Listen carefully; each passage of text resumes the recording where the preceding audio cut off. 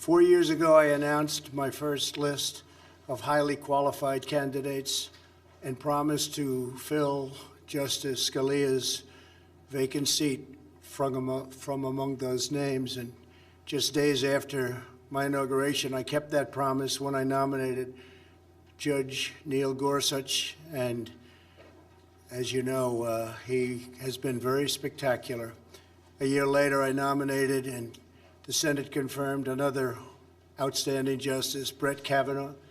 By the end of my first term, we will have confirmed a record number of federal judges, over 300, all of whom will faithfully uphold our Constitution as written.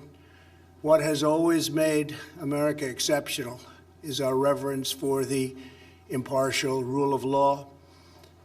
People have come from all over the world to pursue the American dream based on this sacred principle. Equality under the law is the bedrock of our society. It is the principle that inspired American heroes to abolish slavery and end segregation, secure civil rights, and build the most free and just nation in history. Unfortunately, there is a growing radical left movement that rejects the principle of equal treatment under the law. If this extreme movement is granted a majority on the Supreme Court, it will fundamentally transform America without a single vote of Congress. Radical justices will erase the Second Amendment, silence political speech, and require taxpayers to fund extreme late-term abortion. They will give unelected bureaucrats the power to destroy millions of American jobs. They will remove the words "under God" from the Pledge of Allegiance. They will unilaterally declare the death penalty unconstitutional, even for the most depraved mass murderers. They will erase national borders, cripple police departments, and grant new protections to anarchists, rioters, violent criminals, and terrorists. In the recent past, many of our most treasured freedoms, including religious liberty, free speech, and the right to keep and bear arms, have been saved by a single vote on the United States Supreme Court. Our cherished rights are at risk, including the right to life and our great Second Amendment. Over the next 4 years, America's president will choose hundreds of federal judges and, in all likelihood, 1, 2, 3, and even 4 Supreme Court justices. The outcome of these decisions will determine whether we hold fast to our nation's founding principles or whether they are lost forever. That is why today I am announcing 20 additions to my original list of candidates for the United States Supreme Court. Should there be another vacancy on the Supreme Court during my presidency, my nominee will come from the names I have shared with the American public, including the original list and these 20 additions. Joe Biden has refused to release his list, perhaps because he knows the names are so extremely far left that they could never withstand public scrutiny or receive acceptance. He must release a list of justices for people to properly make a decision as to how they will vote. It is very important that he do so. My original list of potential justices include many of our nation's brightest legal minds, such as Bill Pryor, Amy Coney Barrett, and Thomas Hardiman, outstanding people. Like those distinguished individuals, the 20 additions I am announcing today would be jurists in the mold of Justices Antonin Scalia, Clarence Thomas, and Samuel Alito. Their names are as follows: Bridget Beatty of Arizona, judge on the Ninth Circuit Court of Appeals; Daniel Cameron of Kentucky, Attorney General of the Commonwealth of Kentucky; Paul Clement of Virginia, former Solicitor General of the United States; Senator Tom Cotton of Arkansas; Senator Ted Cruz of Texas; Stuart Kyle Duncan of Louisiana, judge on the Fifth Circuit Court of Appeals; Stephen Engel of the District of Columbia, Assistant Attorney General for the Office of Legal Counsel at the Department of Justice. Noel Francisco, former Solicitor General of the United States. Senator Josh Hawley of Missouri. James Ho of Texas, judge on the Fifth Circuit Court of Appeals. Gregory Katsas of Virginia, judge on the District of Columbia Circuit Court of Appeals. Barbara Lugoa of Florida, judge on the 11th Circuit Court of Appeals.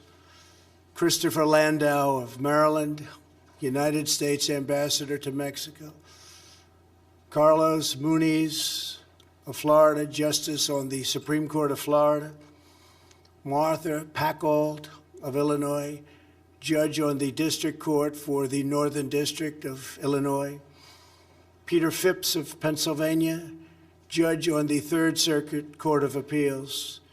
Sarah Pitlick of Missouri, Judge on the District Court for the Eastern District of Missouri.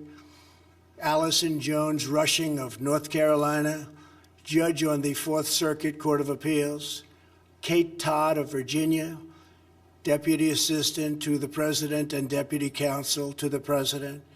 Lawrence Van Dyke of Nevada, Judge on the Ninth Circuit Court of Appeals. Every one of these individuals will ensure equal justice, equal treatment, and equal rights for citizens of every race, color, religion, and creed. Together, we will defend our righteous heritage and preserve our magnificent American way of life. Thank you. God bless America. Thank you very much. Thank you. Does anybody have any questions on the judges? Please. Anybody on the judges? Excuse me. Any questions? They're outstanding people, very important decision. Very important that Joe Biden put up potential nominees. I think it's a very important thing for our country that he do that. Okay, please, go ahead. Do you have a question?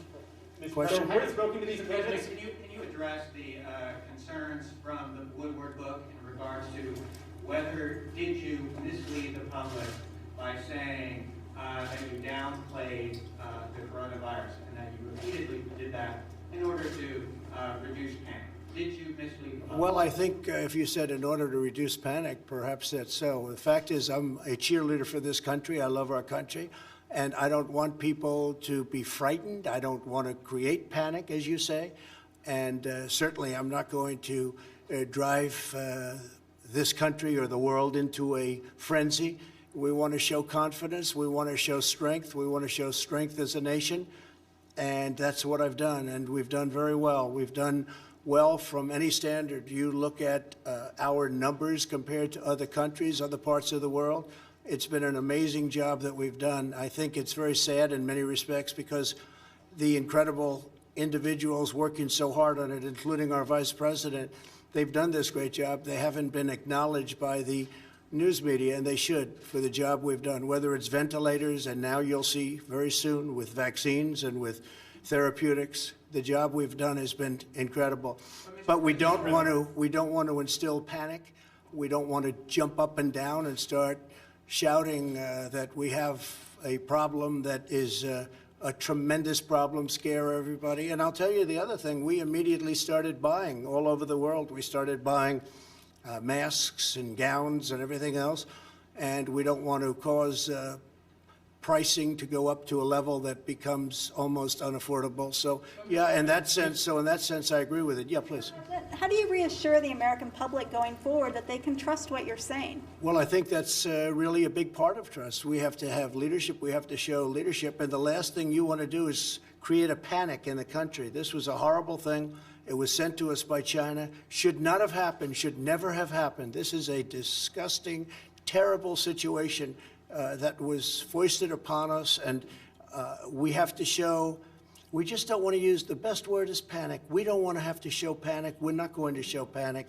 And that's exactly what I did. And I was very open, whether it's to Woodward or anybody else. It's just another political hit job. But whether it was Woodward or anybody else, you cannot show a sense of panic, or you're going to have bigger problems than you ever had before. Please. Respectfully, sir, your comment amounted to more than trying to reduce panic. So on February 7th, you told Woodward it's more deadly than your strenuous flu. But publicly, Go ahead, please.